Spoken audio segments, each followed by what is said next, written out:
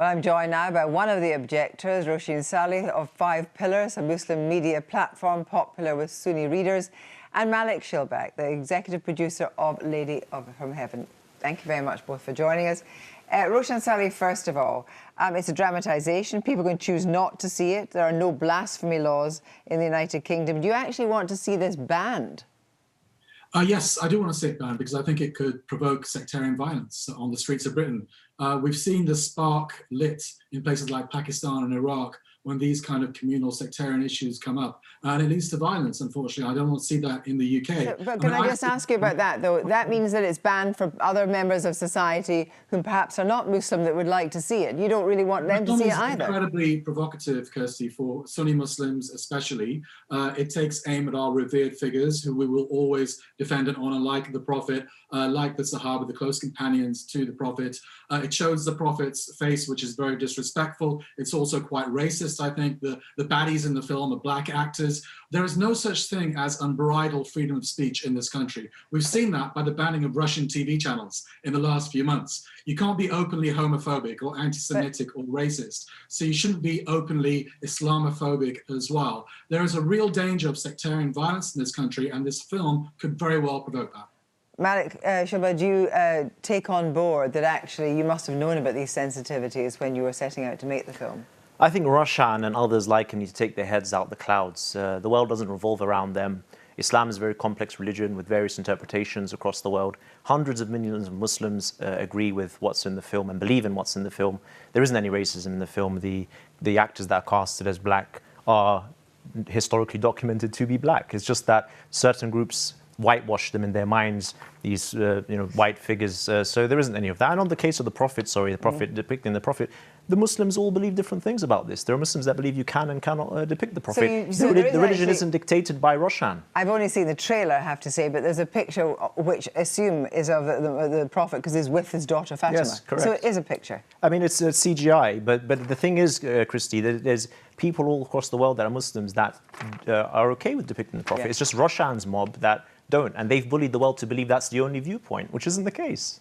But what Sunni Muslims like Roshan seem to be saying is that Shias who made the film depict them as being, with the archive that's there, akin to ISIS. Well, yes, that's Abu Bakr and Omar who murdered the Lady of Heaven, the daughter of the Prophet, and murdered the Prophet himself.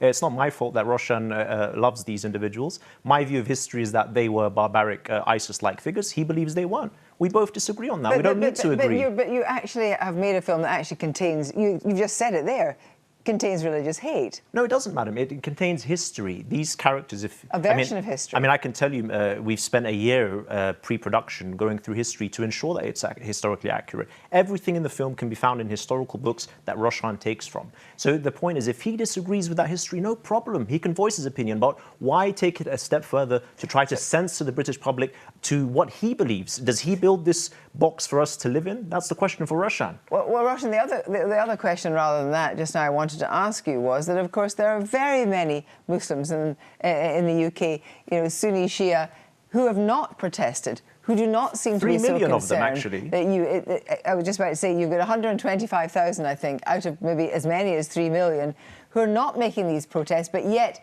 your actions have intimidated a cinema chain into closing for these. No, I was on the protests. Your guest wasn't, nor were you. The protests were entirely peaceful. The police did not have to intervene. The cinema chain took its own decision for its own reasons, but you can't blame the protesters. What your guest just said now, if I can just finish, please. What your guest just said now is incredibly provocative. It pits Sunni versus Shia, basically. Sunnis will think that Shias are going to, curse all they hold dear, and Shias are going to think that Sunnis killed the Prophet's daughter. It's absolutely crazy situation. We must understand that your guest belongs to a minority group, even within the Shia.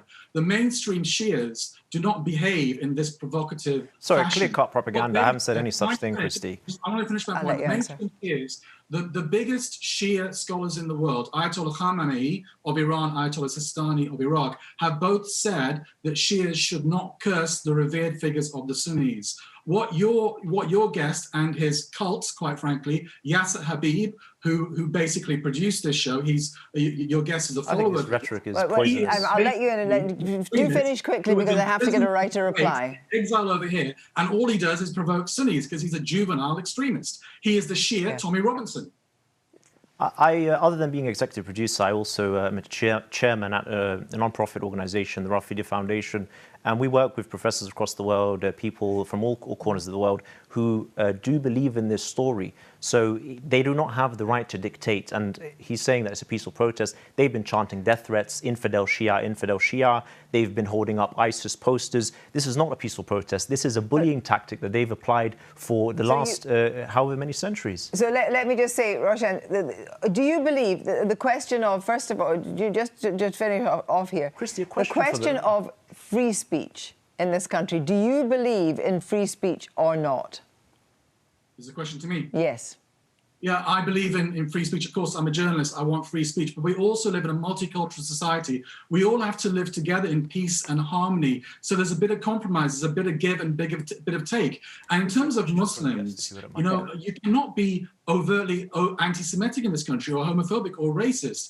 And as Muslims, we don't want any special favors. We just want to be treated equally like everybody else. And we want to live in communal harmony. And your guest, by characterizing the protesters as ISIS, it's a complete lie, a complete fabrication, just like the film, quite frankly. That's fine, Christy. And a question for the guest here. He represents Five Pillars, which is a pro-Taliban news outlet, posing to be a news outlet at least. The question for him is, do they have the right to dictate what others can express about Islam? Because his beliefs offend me, so who gets to decide now? Should we have a balanced position? We're afraid one final reply on that, please, very short. You have the right to, I mean, when non-Muslims protest, there's no problem. It's dissidents, it's British values. When Muslims protest, they're easy to demonize. Big beards, thobes, you know, let's demonize them. We have the right. You do not get to dictate what people can speak about because of your beliefs. I thank you very much, both of you, for coming on tonight.